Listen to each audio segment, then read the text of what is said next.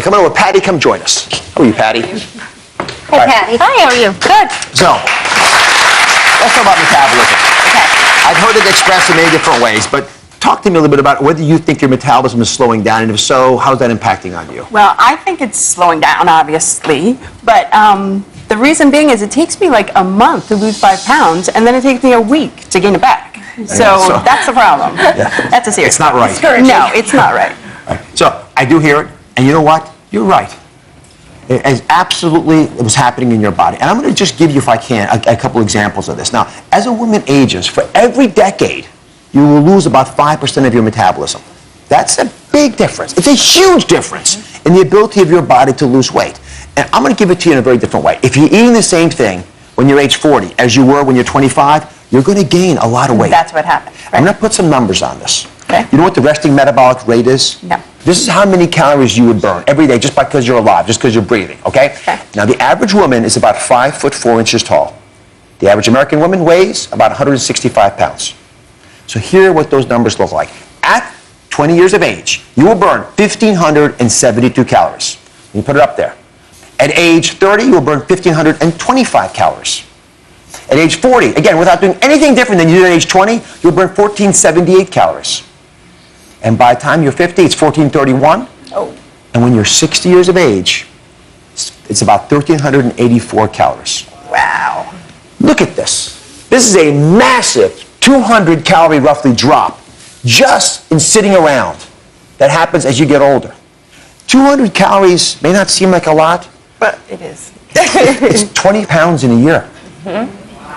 Isn't that shocking? Yes. It's a lot of weight gain if you don't find ways of rationing it down. So the first secret is to triple power your meals.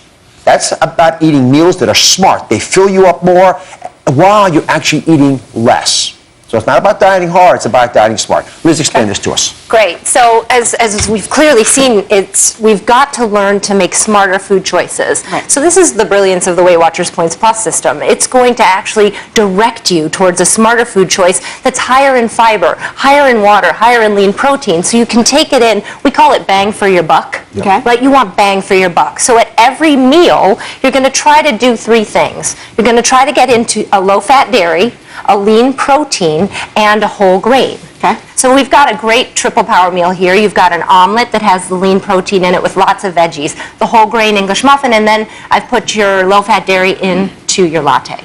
Doesn't that look great? It does look good. With the English muffin, would you go for that? That's a carb. Yeah, but I would probably have butter on there instead. You know I'm what? sorry, I know that's And wrong. that's fine. But I'm being okay. honest. No, no. Portion Let's be honest. control. Please be honest. That's okay. That's okay. Yeah. There's nothing wrong with that. Absolutely. Yeah. Have butter. Just understand to measure it in the right portion. That's Right. what we're all about. Okay, lunch. Lunch, triple power. You've got a low-fat cheese inside, you've got lean protein in there, and it's wrapped in a whole wheat tortilla. You can bulk it up with as many vegetables as you want. Dinner, same thing. We've got a cup of brown rice, we've got grilled chicken, we have low-fat cheese, we have salsa, and I've got this beautiful vegetable display here to show you that you can add as many vegetables to any meal as you like. It has been wonderful having you on.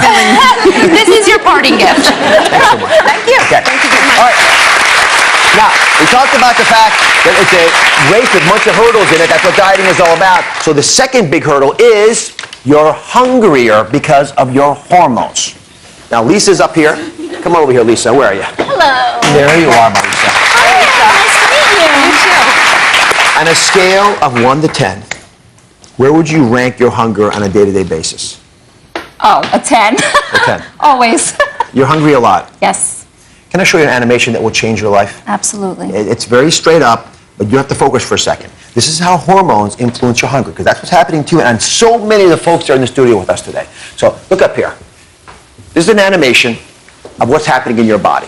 So let's just move up over to the side and let me show you what's going on deep inside of you. You've got a brain with that little green area up top. Let's focus in on that. The brain is secreting hormones, especially when you feel stressed. If you're not sleeping, if things are happening. That turns on the adrenal glands, those little dunce caps, they secrete hormones. Those hormones go into your body and they seep through and they turn the fat cells into these sort of gargantuan growing marshmallows. And those growing fat cells, they begin to release their own hormones. And those hormones send very clear messages that you're hungry to your body. And you overeat, the fat cells then begin to take over your muscle. You literally lose muscle mass and you get that pad of fat, that little pouch You all knocking your heads yes? Oh, You all yes. seen this before? All right. That's what's Very happening familiar. inside your body.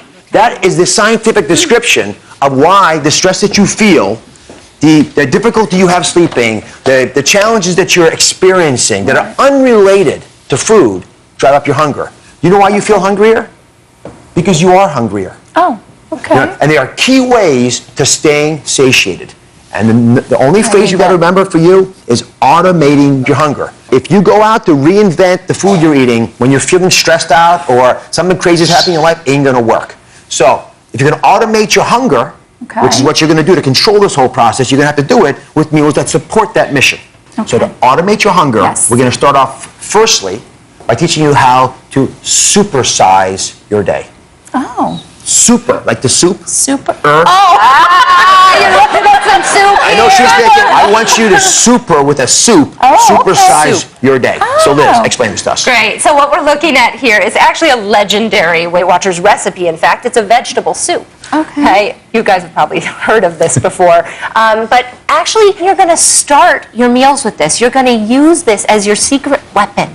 Okay, you're going to pull it out. When you walk through that door, stressed out from work, the first thing you're going to do is heat up a serving of this before you eat anything else. Okay. Hey, what it's going to do is going to fill you up. It's full of 0 points plus fruits and vegetables, which are high in fiber, Right. high in water. They're going to say, right, automatically, you're going to start to do these things. Okay, because yeah, especially when I first get home and I'm starving. Yes. Because you didn't, you know. You can't make a good I'm choice not going when to you're the little starving. fruit and vegetables and the soup. I'm going to the goodie cabinet, you know, and Can I give you a little Exactly. insight that will change your life, I think? please. People who start their meals off with soups will eat 30% less food. Wow, I didn't know Think that. about that. That's great. I'm going to Great enough to do it? That. It's, Yeah. it's a great skill. It's a tool. Okay, the second way to automate is to freeze your hunger. Now, what does that mean, freezing your hunger? Well, what you see here are some frozen fruit kebabs. Oh, All right, so wow. it satisfies you because it's fruit, it's full of fiber and water, it hits you, but it takes a while to eat it, right? It slows you down. And the So fiber good. content is high, the water content is high, and the fruit keeps you full. Lisa, thank you very much. Thank you. I love that. All right. Now let's go over here to the third hurdle, and that is the loss of muscle mass. And as women age, their muscle mass begins to shrink down. As you lose muscle mass, which you do twice as fast as men do, makes a huge difference in your ability to lose weight. So there's actually a name for this. It's called sarcopenia. You don't have to remember that. Sarcopenia just basically says that you have degenerative loss of muscle mass associated with aging. It is a major cause of us not feeling as vital as we can be because we feel frail. So where's Zelda? Zelda, come on over here. Zelda, what's that fruit doing? Zelda, you're eating on the show, Zelda. This is so awkward. So, can you hold that for Zelda, please? Thank you. That is so wrong, Zelda. All right. So what kind of exercise do you do now? These days, just going up an escalator, going to work. And I'd like to exercise, but I keep putting it off. Is that tiring going up the escalator? These days, yeah. All right, Liz, what's the key to reversing muscle loss? Really, there is only one way to reverse muscle loss, and that is to build lean muscle back, okay? So I don't mean you have to go to the gym. You don't have to lift weights. When I say build lean muscle, people Right. get freaked out. I mean, you've got to find something you love. Right, If you like yoga or walking or Pilates or dancing, do it. Okay. It will build that lean muscle back, and you'll have a little bit less trouble. So I've got two 30-minute muscle savers for everybody. And they're easy to do. They build muscles, they burn calories, and you know what? It's the 1-2 punch that you need to get rid of those 40 pounds. Okay. Okay, so the first one, and then two different activities you're going to do and combine them. And there's no gym required, there's no membership fee, there's no nothing. So Liz is getting ready, she's getting her shoes off. Shoes off. Okay, the first is a tennis ball worker. Can you juggle? Okay. Or you don't have to do it for this. All right, here's what you're going to do. Everybody home, you can use an apple, orange. You don't have to have a tennis ball, but it's so easy if you drop it, it doesn't break. Okay. All right, you're going to lift your leg up one at a time, pass the ball underneath. Good. Other side. Good. In the back. Oh. Yeah, it's very easy, right? Do this for just 10 minutes. Okay. Now, here's the hard part, because you got to put muscle mass on. Okay. So just exercising itself won't do it unless you're building a little bit of muscle mass. So you're going to pick this tennis ball. Okay. You know when you sit in the toilet? You're not going to do it. You know how you sort of sit back like Yes, this? yes, Okay, yes. so sit back like you're going to sit down on the toilet. There's no toilet back there, so don't sit down. And put the ball down. And then come back up again. Okay? And then sit back down like you're about to go to the toilet, but don't sit down and pick it up again. All right? And then back and forth. Right? You do that 50 times. And then that little routine, if you can do that up to about 30 minutes a day, walking with, under the balls, with the balls under the legs, plus the squats 50 times. Repeat as many times as you want to, up to 30 minutes. That's all you have to do. Do that 5 times a week, and you have built your muscle mass. Now, if you don't like balls, you can put that down. You can do something a little bit more energizing if you've got outdoor activities available to you. You can go for a walk. Now, here's the deal with the walk. It's a 30-minute muscle building jump rope routine. So you're going to walk for about 6 minutes. Okay. And then you're going to tell people, get away from me, I got my jump rope. Okay? You jump rope at all? You better take those shoes off. Yes. Take those shoes off so you don't fall. So you're going to start jumping rope. Okay. And it's a very simple routine. You're going to do this for 2 minutes. I know it's hard to do it all at once. So start up and see you do it. Oh, she just showed off. You've been practicing. That is very good. You're not done yet. You're not done yet. Oh, okay. So you walk for 6 minutes. You jump rope for 2 minutes. Right. And then remember, we're going 10-minute blocks. Now you're going to do an arm exercise. So you do figure of eights with the jump rope.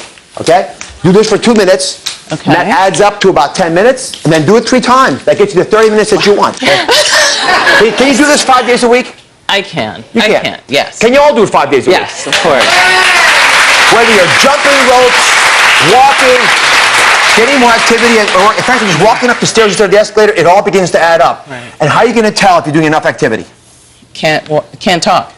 Yes, you're getting breathy, which is good, and you're counting your steps. Now, when we come back, it's the final hurdle, and for some of you, it's the biggest hurdle. Your sweet tooth. You're going to love this solution. I'm talking about loving it. It's fantastic. Plus, you can find out how you can get a complimentary weigh-in at Weight Watchers. So stay with us.